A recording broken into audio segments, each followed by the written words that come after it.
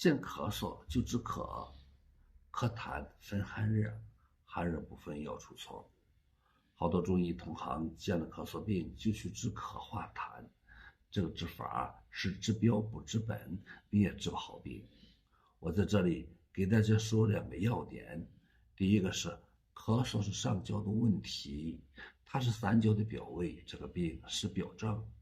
你是表症涉及到治病根的事儿，表症有2根，一个叫表症伤寒，一个表症中风，是出汗不出汗的问题，涉及到你用桂枝汤类方解表还是麻黄类方解表的大事儿。你不问清楚怎么去办呢？你不解表怎么能治咳嗽呢？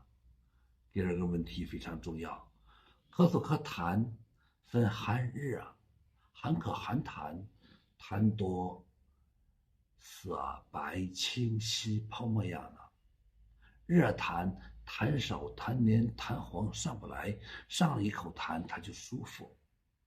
针对这种情况，你去盲目治咳是不是不对？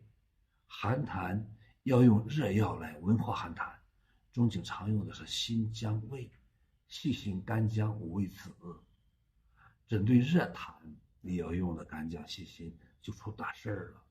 说白了，我们中医治病就是要治得你病号满意，治得你舒服。